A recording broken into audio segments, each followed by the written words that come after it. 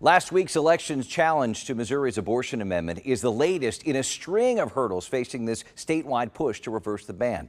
As we said, 5 times petitioners went to court and won, taking on top Republicans who have made it clear they didn't want the measure on the ballot. It started with delays from Attorney General Andrew Bailey, who worked to inflate the financial impact of the measure.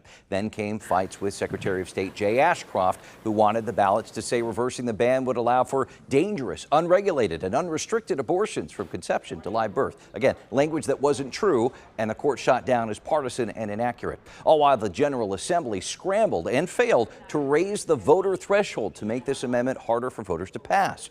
Political experts point out this is a concerted effort.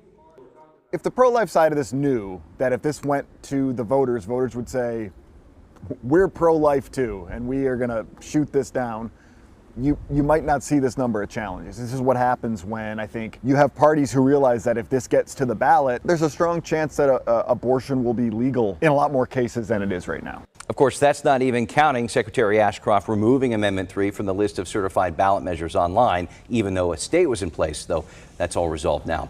Let's discuss how we got here and what happens next with our roundtable of journalists. Please welcome back Brian Ellison, host contributor with KCUR, and KMBC9 political reporter Michael Mahoney. Mahoney, we'll start with you just saying, overall, we've seen such a long battle to get to this point where we are right now with this. Yeah, because Republicans in Missouri believe that if this is on the ballot, it's going to pass. And so they fought this tooth and nail with every available vehicle that they could come up with, including a last-minute lawsuit. The polls indicate that the Amendment 3, as it is on the ballot, is leading, according to St. Louis U government poll, 52 to 34 with 14% undecided. That's an August poll, but that's nearly a 20-point lead. Yeah, it's a good point. And as we said, we're going to see a lot of campaigning in the next 7 weeks or so. Brian, we mentioned repeated efforts by Secretary Ashcroft to change the ballot language and the fair ballot language, which was also changed in court. Right. Does this affect the Secretary's legacy or future at all? I think that's a great question. I think there's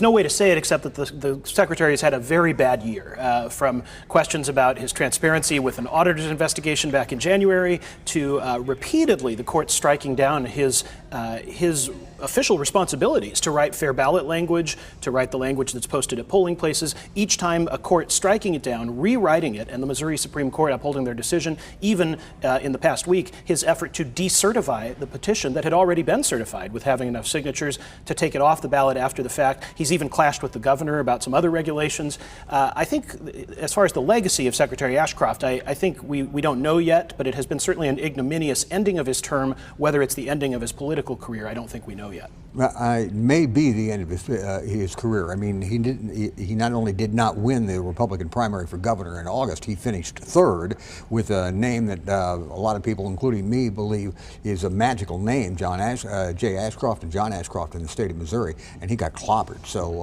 his political future, I think, is very, very, very uncertain. On Amendment 3, what happens now? Will we see legal challenges on this if it passes after Election Day, you think?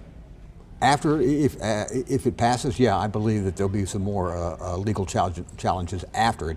But it seems to me, from everything I'm learning, the legal challenges between now and Election Day are over. Right. In addition to legal challenges, what I think we're certain to see is efforts in the legislature to impose new restrictions on abortion if this does pass, much like we've seen in Kansas. Legislators will advance every opportunity they have to place restrictions, to change the date at which abortion might be outlawed in Missouri, past fetal viability, which is part of the amendment. So I don't think we're anywhere near hearing the end of an abortion conversation in Missouri. You mentioned Kansas. We saw this swell of voters at the polls 2 years ago in a non-presidential election year protecting abortion rights. What should we expect here? What would this mean for races down the ballot, let's say, if you get that groundswell of support for this? I don't think that a down ballot measure and all these amendments and proposed amendments are way down the ballot after all the races. I don't think that it translates up that much. It's very difficult to do. There are lots of folks that may be committed to voting to restore some sort of reproductive rights in the state of Missouri. That doesn't necessarily mean they're going to vote for Democrat for governor or for the U.S. Senate or the other Democrats on it. I don't think it works that way. Yeah, it's a good point, because even in Kansas, Republicans were voting to protect amendment rights. Well, that's right, and that's what that poll last month showed in Missouri as well. I think the reality is that there were hopes by Democrats that this actually would bring out more Democratic voters, especially when they thought the base was not going to be energized by having President Biden at the top of the ticket.